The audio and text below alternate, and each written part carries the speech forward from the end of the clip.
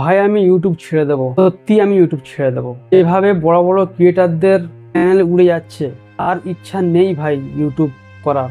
যত বড় বড় ইউটিউবার আছে সব ইউটিউবাররা ব্যাকআপ চ্যানেল বানাচ্ছে। যারা আর্নিং ভিডিও করে, যাদের আর্নিং ভিডিও, অনলাইন আর্নিং যে ভিডিও করে যারা, তারা জানবে প্রচুর চ্যানেল উড়ে গেছে। অনেকের চ্যানেল কিন্তু নেই। এই জায়গায় দাঁড়িয়ে যেখানে 6 মিলিয়ন, 8 মিলিয়ন, 10 মিলিয়ন সাবস্ক্রাইবারের চ্যানেল উড়ে গেছে, এত কিছু জানার পরে যারা ইউটিউব গুরু, এক ধরনের ইউটিউব গুরু, তাদের চ্যানেল যদি রিস্কে থাকে, তাহলে আমি 150 সাবস্ক্রাইবার নিয়ে আমি কে ভাই? ইউটিউব একটু খুললেই দেখতে পাবে প্রত্যেকে এই ভিডিও বানাচ্ছে, আমি ইউটিউব ছেড়ে দেবো, আমি ইউটিউব ছেড়ে দেবো। ইউটিউবের রুলস অনুযায়ী তুমি ইউটিউবে কোনো রকম কোনো আর্নিং অ্যাপের রিভিউ করতে পারবে না, যেটা প্লে স্টোরে হোক বা এপিকে অ্যাপ হোক। যারা বড় বড় ক্রিয়েটার আছে তারা কি এই সমস্ত বিষয়গুলো জানে না? তারা নিশ্চয়ই জানে।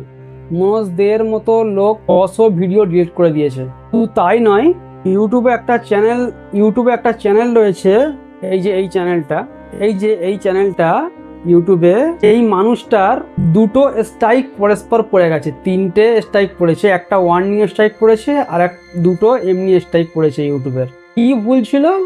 একটা আর্নিং অ্যাপ থেকে কামাই করা যায়নি, ইনি বলেছেন যে ওই অ্যাপে তোমরা টাইম ওয়েস্ট করো না, ওই অ্যাপ থেকে কোনো কামাই হয়নি। এই ভিডিওটাতে স্ট্রাইক পড়ে গেছে। এই যে দেখো ভাই, এই ভিডিওটা আমি তোমাদের একটু সাউন্ড দিয়ে দেখাচ্ছি। जैसा कि सबको पता है यार कि अभी के टाइम पे यार 3 स्ट्राइक यूट्यूब ने मेरे मेन चैनल पे दे दिया। जो रेटिंग है उसमें 3 स्ट्राइक लगातार आया, तो अभी 1 महीने के अंदर 3 स्ट्राइक के बाद तो यार चैनल डिलीट हो जाता है, बट दोस्तों अभी तक मेरा चैनल डिलीट नहीं हुआ है। पता है क्यों? क्योंकि यार 3 स्ट्राइक जो आया था ना, उसमें से पहला जो स्ट्राइक था वो दोस्तों वार्निंग में चला गया था। 2 स्ट्राइक तो यार 2 एक्टिव स्ट्राइक है, अगर अब 1 स्ट्राइक और आ गया ना यार तो चैनल डिलीट हो जाएगा। 4.41 মিলিয়ন, মানে কিছু কম 5 মিলিয়ন সাবস্ক্রাইবার। এই মানুষটা কি ইউটিউব সম্বন্ধে জ্ঞান নেই? এই মানুষটার ভিডিওতে স্ট্রাইক আসে কিভাবে? ইউটিউবে একটা খুব পপুলার মানুষ থাকে, দেখতে পাচ্ছ যেমনটা স্ক্রিনে, সঞ্জীব কুমার জিন্দাল বলে। এই মানুষটা কি করতো? অনলাইন আর্নিং রিলেটেড ভিডিও বানাতো। কোনো অ্যাপ থেকে কামাবে, কোনো কিছু প্রোডাক্ট বিক্রি করে কামাবে, কোনো সাইটে গিয়ে ভিডিও দেখে কামাবে। এনার ভিডিও যারা দেখতো তারা জানে, এনার ভিডিও থাকতো 1 ঘন্টা, 1.5 ঘন্টা, 2 ঘন্টা করে ভিডিও থাকতো একটা ভিডিও। এখন এনার চ্যানেলে ভিডিও দেখো 3টে মাত্র ভিডিও আছে। সাবস্ক্রাইবার দেখো 6.27 মিলিয়ন, 7 মিলিয়ন সাবস্ক্রাইবার। তোমার কি মনে হচ্ছে 7 মিলিয়ন সাবস্ক্রাইবারে এই 3টে ভিডিওতে 7 মিলিয়ন সাবস্ক্রাইবার হয়ে গেছে? এনার প্রচুর ভিডিও কেটে দিয়েছেন। কেন বলতো? এনার কি ইউটিউব সম্বন্ধে জ্ঞান নেই, নাকি ইনি ইউটিউব কিছু জানেন না? কত হাজার হাজার ভিডিও কেটে দিয়েছেন, হাজার হাজার ভিডিও আপলোড করার পরেই 7 মিলিয়ন সাবস্ক্রাইবার ঠেকেছে। আজকে চ্যানেলে 3টে মাত্র ভিডিও আছে, তাও শর্টস ভিডিও, লং ভিডিও নেই, শর্টস ভিডিও। সবাই কি করছে? একটা চ্যানেল বানাচ্ছে, ব্যাকআপ চ্যানেল।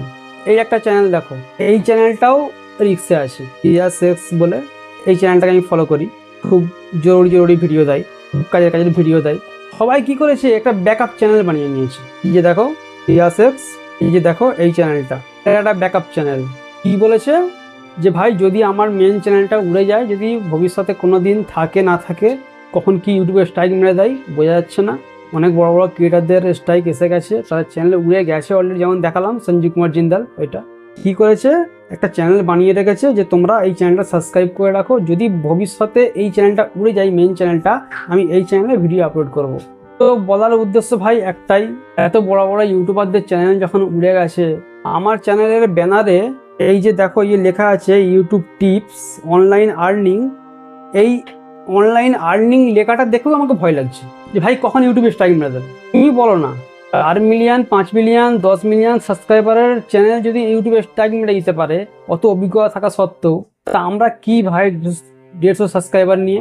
আমার ভিডিওসে চলে যাও তুমি, ভিডিওসে আসার পরে তুমি পাবলিক করছি, এখান থেকে যদি তুমি পপুলারে চলে যাও, পপুলার ভিডিওর মধ্যে আমার এই ভিডিওর মধ্যে তুমি দেখতে পাবে 3.9K ভিউজ এসছে এই ভিডিওটা।